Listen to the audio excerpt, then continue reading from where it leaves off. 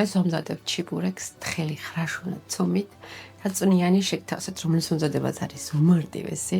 ამისათვის არ გჭირდებათ ბევრი ინგრედიენტები და დავიწყოთ ახლა მომზადება.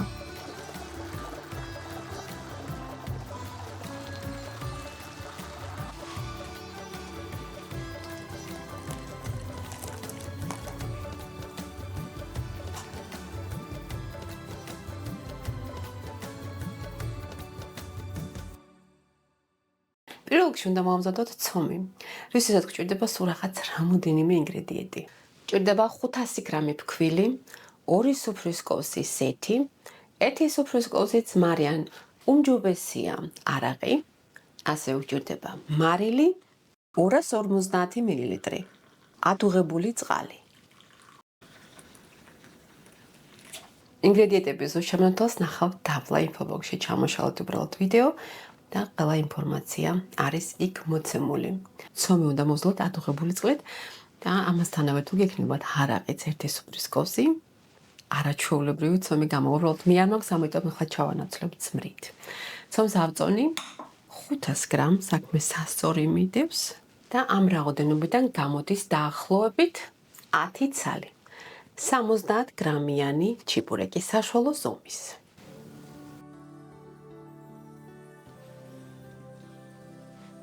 პირველ რიგში მარილი გავხსნათ ადუღებულ წყალში.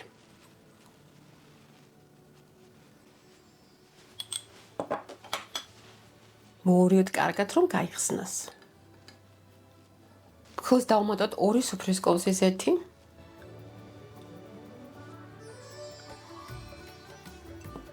დავუმატოთ ადუღებული წყალი. ცომის მოზელვის დროს, უბრალოდ ცხელ წყალს დამატების დროს შევეცდები მე ახლა, რომ კოვზი გამოვიყენო.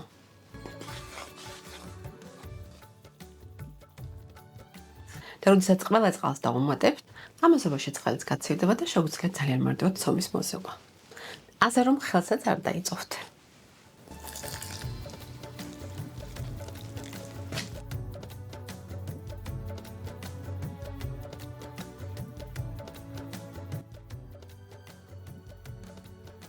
აქვე დავუმატოთ ძმარი. შეგიძლიათ ბოლოს შეასილოთ. და მოვზილოთ ცომი. წყალი თითქმის გაცივდა და შესაძლებელია ძალიან მარტივად მოზევა.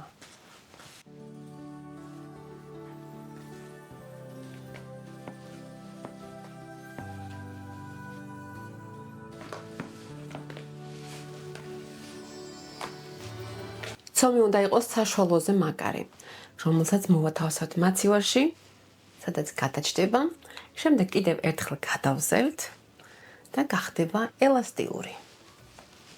დაახლოებით 9 საათი მაინც უნდა ახლა ამ ცომს, რომ მოვათავსოთ მაცივარში. მე შევახო მას ახლა პარკში და შემდეგ გადავიდეთ უკვე ხორცის მომზადებაზე. წავედით მაცივარისკენ. ცომი უკვე მოვამზადეთ, მოვათავსეთ მაცივარში, ახლა კი შიგთავსის დროა. რისთვისაც მე გამოვიყენებ 700 გრამ საქონლის ხორცის ფარშს. ზოგადად ამზადებენ საქონლის ხორცით ან ცხვრის ხორცით. იმ შემთხვევაში თუ ამზადებენ საქონლის ხორცით, ემატება ცხვრის ცხიმი, ანუ ცხვრის დომა. მაგრამ ეხლა მას მე არ დავუმატებ, იმიტომ რომ ვიცი რომ საბოლოოდ არავინ ამას პირს არ დააკარებს და არ შეჯამს. თქვენ შეგიძლიათ უბრალოდ ღორის ცხიმი დავუმატეთ ცოტა. ან ღორის ხორცის ცხიმიანი ნაწილი. ჩემთან არის 700 გრამი ფარში, 3 თავი ხახვი, მარილი გემოვნებით, შავი პილპილი და ემატება კიდევ წყალი. მაგრამ მე ჩემ შემთხვევაში აქ მაქვს არა წყალი, არამედ საქონლის ხორცის ნახარში. ეს არის ნაყიდი ნახარში, მაგრამ ძალიან გემრიელია, რომელიც ჩემ შულს მოაქვს ხოლმე და ხوار გავაფუჭებ და მე მგონი არც ცუდი არ იქნება. მოკლედ, თუ ნახარში არ გაქვთ, უბრალოდ წყალი დავუმატეთ. დაახლოებით 120-დან 150 მილილიტრამდე, რომ ფარში გამოვიდეს უფრო თხელი და წვნიანი. ასევე შეგიძლიათ თქვენი საყვარელი სუნელებითაც შეანელოთ. ხახვი შეგიძლიათ დაჭრათ, ან ხორცაკებ მანქანაში გაატაროთ, ან ჩემსავით უბრალოდ ცხოვრება გაედულოთ და გახეხოთ.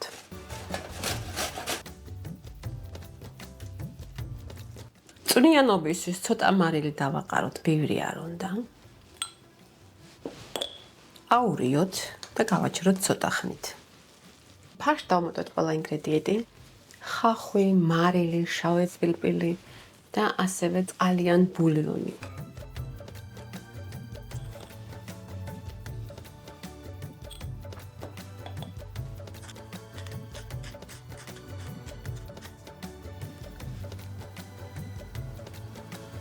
ეხლა კარგად დავმუშავოთ ფარში. აურიოთ და შურიოთ ყველა ინგრედიენტი ერთმანეთში.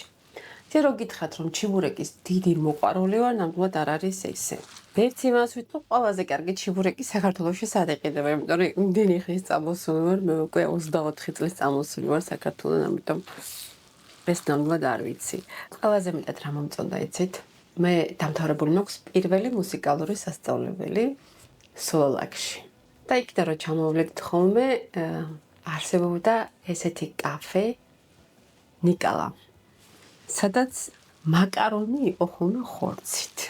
შავად მოხარშული ხორცი იყო და სადაც იყო მაკარონი არეული. მიუხედავად ის რომ არც მაკარონის მოყვარულები არა ვარ და ამ ახს ეტყობა კიდევაც რომ მაკარონი თითქმის არ გადაშპაგედი, თითქმის არ გაჭაჭანებულა, იმასე ვგიშტებოდ და ძალიან მიყვარდა და ძალიან მინდა რომ ერთხელ მოვამზადო. ფარში უნდა გავათხელოთ, რომ მე ძალიან არ შეიკრას და მშრალი იქნება საკმაოდ.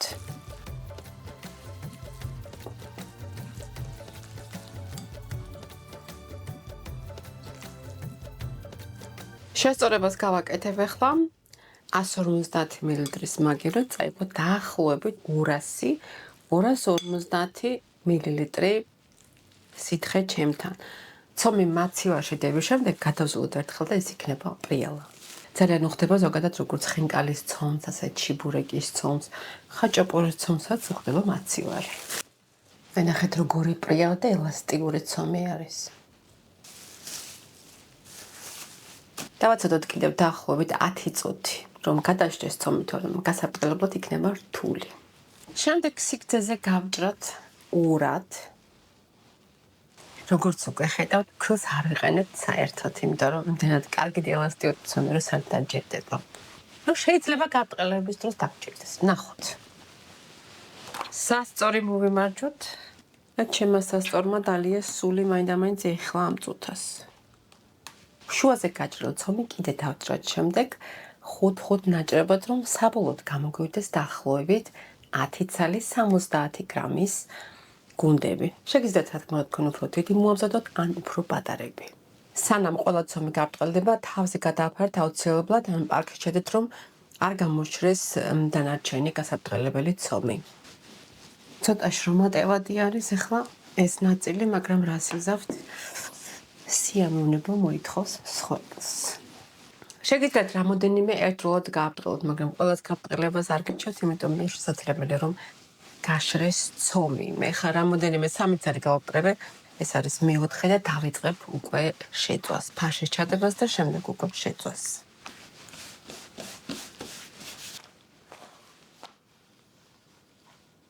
დავიწყოთ ფაშის ჩადება და დავუკვირდით რომ ცომი არ იყოს არსად ან გახეული.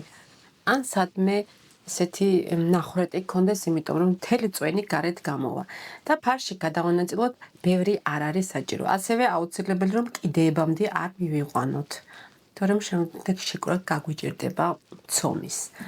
ფარშის და ცომის ბალანსი აუცილებელია. თუ კი ბევრ ჩადებთ შიგნით, ეს არ იქნება ესეთი ჰაეროვანი და ასევე ხორცს თვითონ ფარს გაუჭირდება თავის დროზე შეწვის დასრულება. ანუ შეიძლება რომ არ დასრულდეს თავის დროზე და დარჩეს ცოტა ომი.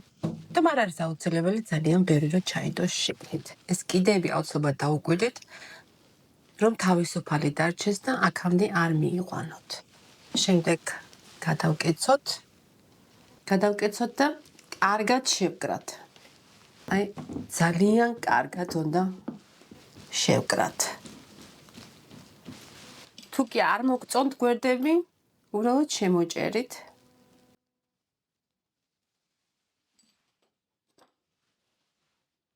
და შემდეგ უნდა დავაფიქსიროთ აუცილებლად კიდევ კარგად, რომ შეწვის დროს არ გამოვიდეს გარეთ. ეს ძალიან მარტივად ჩანგლით არის შესაძლებელი.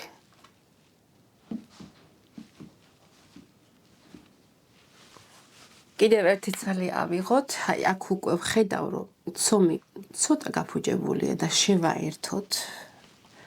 ეს არანაირად არ არის ახლა ჩვენთვის ხელსაყრელი.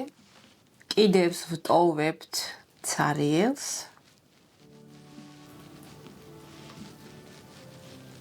შემდეგ ვკეცავთ. ვაფიქსირებთ. ხორცი არ უნდა გამოვიდეს გარეთ. შეგიძლიათ ეხლა მოჭრათ გვერდები, ან სანამ შეკრავთ იქამდე. ვაფიქსირებთ კიდევ ერთხელ ჩანგლით.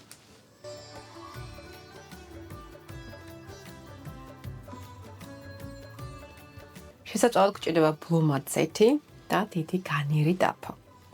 ზეთი უნდა გავაცხელოთ ახლა კარგად, მაგრამ არა ისე, რომ ჩიბურეკი დაიწვა შეგნით. საშუალოზე ოდნავ მაღალ ტემპერატურაზე უნდა შევწოთ, მაგრამ თუ შეატყობთ ხოლმე, რომ თქვენი ზეთი ძალიან გადახურდა და ჩიბურეკი გარედან იწובה, მაგრამ შიგნით ჯერ კიდევ ომია, ამ შემთხვევაში გააგრილოთ ხოლმე ზეთი, თორემ გარედან იქნება უბრალოდ შემწვარ და შიგნიდან იქნება ისე ომი. როგორ უნდა გავიგოთ, რომ ზეთი უკვე მზად არის და შესაბამის ტემპერატურაზე უკვე გაცხელდა, ესე ხის ჭხირი ან ესე ხის ჯოხი, ან კოვზი ჩაარჭეთ შეგინდა, ბუშტუკები რომ დაიწყოს ამოსვლას უკვე არის მზად და შეგიძლიათ დაიწყოთ შეჭრა. ზეთი უკვე კარგად გახურდა, მზად არის, ეხლა მოვათავსებ შეგნით.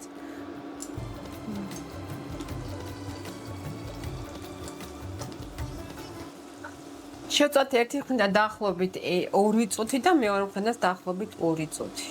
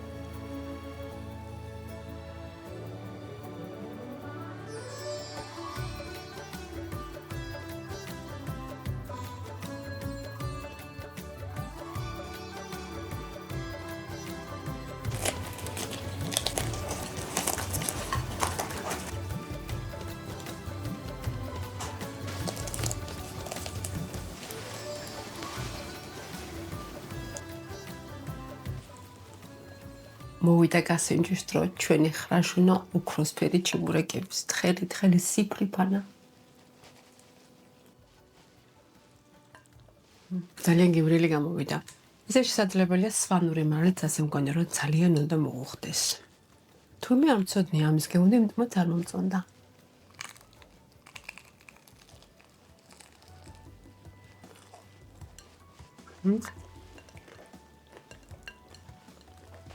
სასწაული ხრაშუნა.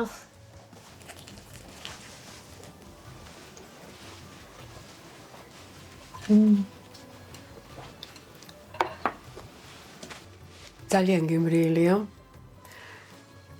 შეწვა სჭირდება ცოტა მეტი დრო, თორე ისე მომზადებას არ ჭირდება დრო. ცხიმიანიც არის. ვინც ხემზერდებით, ახლა ეს თქვენთვის ნამდვილად არ არის. მოკლედ, არ ჭირდება ბევრი დრო, არ ჭირდება ბევრი ინგრედიენტები. არის ძალიან გემრიელი, მართლა ძალიან გემრიელია. გამოვიდა წვნიანი, გამოვიდა ნოტიო და ხრაშუნა, რაც მთავარია. ახლა კი მე დაგემშვიდობებით და ჩვენ შევხვდებით ერთმანეთს მომავალ ვიდეოში. მე ვიცი რომ ასევე ოხრახურსაც უმატებენ. მოკლედ, ვისაც როგორი გემო გიყვართ, ისეთი მოამზადეთ. ახლა კი მე დაგემშვიდობებით და ჩვენ შევხვდებით ერთმანეთს მომავალ ვიდეოში. თუ მეგოწონათ დაილაიქე და გამოიწერე არხი იმიცოც რომ არ გამოტოვოთ ახალი ვიდეო რეცეპტები. დროებით.